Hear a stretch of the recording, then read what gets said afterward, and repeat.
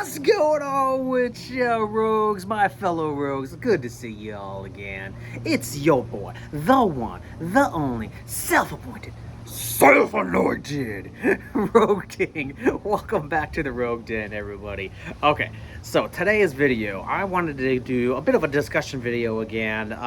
This one's going to be how to get incredibly skilled at Yu-Gi-Oh! So I know a lot of players that are, especially us rogues, we tend to be not bad at the game, but not excellent at the game, right? So this video is specifically geared towards the rogue players out there who want to just like get to the same levels as the best players in the room, right? Who just want to be able to consistently top regional events and things like that, right? So these are tips to make that happen.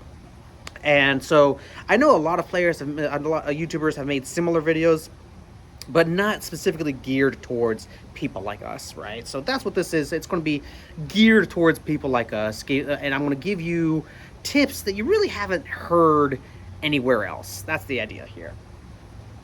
There are a few vital concepts that take you from being good at Yu-Gi-Oh! To being one of the best. And understanding those concepts is the next step to your journey to becoming a great rogue player. Okay, these concepts are rarely told because it's rarely even just formulated into words, right? So let's talk about that. So first, I want to talk about understanding the meta. Okay, in any given format, there are a vast array of decks that are viable enough to be able to take to a tournament and do well at. At any given time, it's a good 20, 30 different decks out there that you can't choose from. That being said, the vast majority of the player base tends to choose 5 or less decks. So if you go into a room, any big regionals, let's say it's a 300-person regionals or something like that, right? You can expect around 80% or more to be just 5 or less decks, okay? And those 5 decks, the most popular decks, are not necessarily going to be the 5 best decks. They can be, and they often are, but not necessarily, right? They could be just popular for, because they're cool. Like, for example, Rolad is considered one of the best decks in the room right now, but if you actually analyze what people are using it for, they're using it as a link climbing engine, and therefore it's absolutely replaceable with any other link climbing engine, because if it's just going to be a link climbing engine, there's plenty of things in the game that could do that already. And we've seen that because we've already seen how there's been various different types of pile decks that are doing well this format, not just Rolad piles, right? The vast majority of the player base follow a select few decisions by a select few high-level players. For example, whatever deck Triff says is going to be the next best deck in the room, wouldn't you know it, a significant chunk of the player base then agrees with that statement. And that's not necessarily wrong, because Triff is highly skilled, highly experienced, highly knowledgeable, so he does know what he's talking about. But still, he's just one person, right? So his opinion is still just his opinion, right? It's not set in stone fact. But the thing is that the player base treats it as set in stone fact, because they treat all of these high level players, whatever their opinions are, as the set in stone facts, right? And so if you understand where those players are coming from, you can understand to what extent they're right, to what extent they're wrong, to what extent you can utilize that to your advantage, to what extent they're going to utilize their own stuff to their advantage, and things like that, right?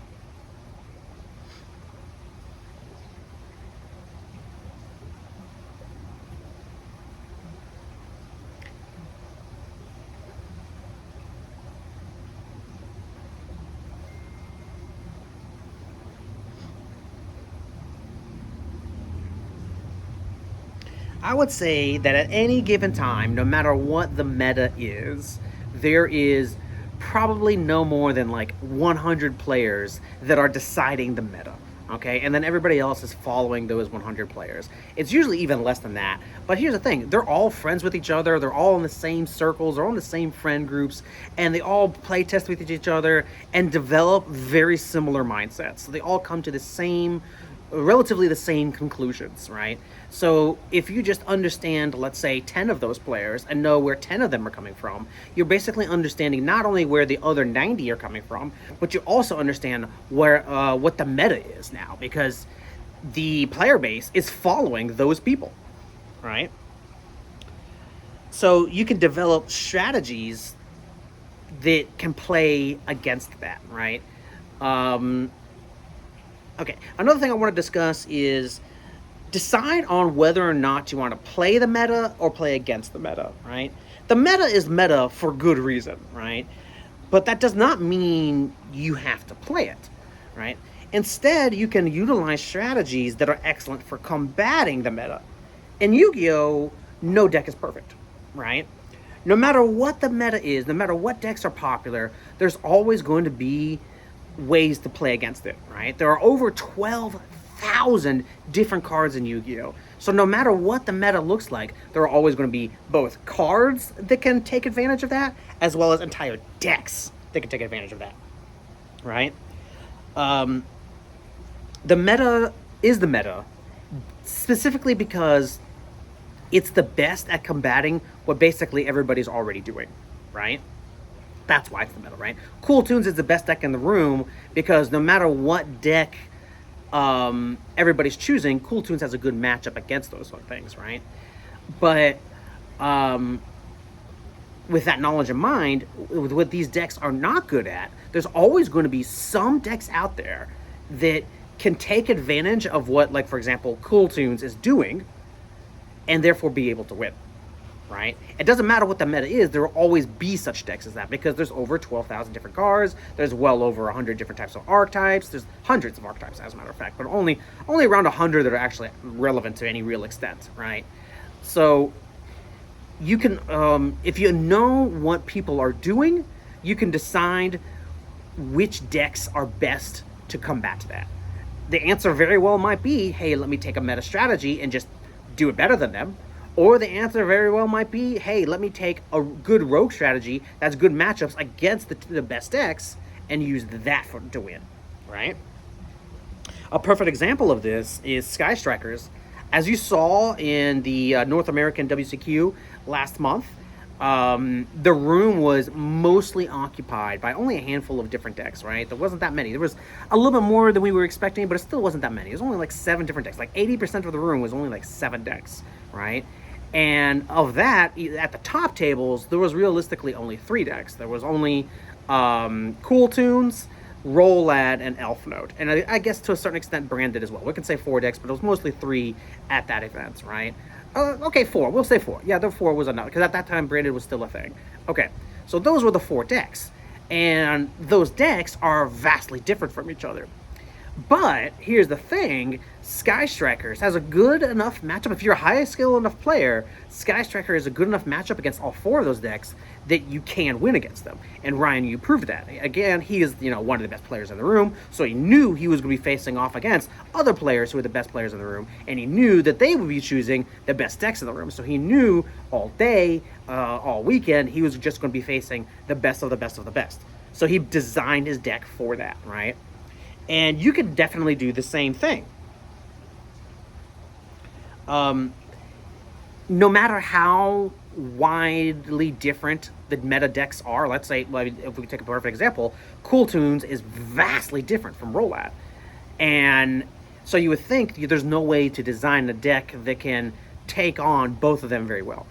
But this isn't actually the case at all. It's actually very feasible to do so, because again, there's over 12,000 different cards in the game, so there's bound to be certain cards and strategies that are good against whatever the best decks are, right? In this case, we were looking at Rollad and Cool Tunes. Sky Striker was a perfect example of a way to face off against that, and another deck that was great against it was Invoked, right? And Invoked is very good against both of those decks too, right? So the idea is that you take a look at that and you decide, how am I going to face off against that, right? What am I going to do to it, right? For example, right? Let's look. We'll use Cool Tunes and Rollad as an example here.